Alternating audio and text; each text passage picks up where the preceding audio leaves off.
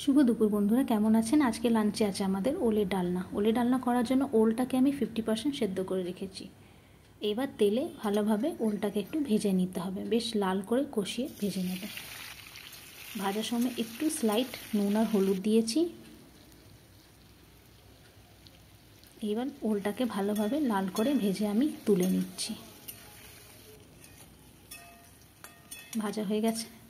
এবার কড়াইতে সেই তেলটাতেই গোটা জিরা, শুকনো লঙ্কা, তেজপাতা আর গোটা গরম মশলা দিলাম। বেটে রাখা পেঁয়াজ, রসুন, আদা দিয়ে ভালোভাবে একটু পেঁয়াজ, রসুন, আদা ভেজে নিতে হবে, কাঁচা গন্ধ যেন একেবারে চলে যায়। ঘরে যা বেসিক মশলা আছে সেটাই দিয়েছি, ধনে গুঁড়ো, জিরে গুঁড়ো, লঙ্কা গুঁড়ো, একটু মিট মশলা দিয়েছি আর হলুদ। আর এখানে তেঁতুলটা আমি ভিজে রেখেছি, টমেটো আমি দেবো না, তেঁতুল দিয়ে করবো ওলে ডালনা। এবার ভিজে রাখা মশলাটা দিয়ে দিলাম, পেঁয়াজ ভাজা হয়ে গেছিলো। এবার স্বাদ মতন কাঁচা লঙ্কা দিয়ে দিলাম। এবার ভেজে রাখা ওলটা দিয়ে দিচ্ছি। ওলের সাথে মশলার সাথে ভালোভাবে মিক্স করে কষিয়ে নিতে হবে। এবার গরম জল দিয়ে 10 মিনিটের জন্য ঢাকা দিয়ে ছেড়ে দেবো।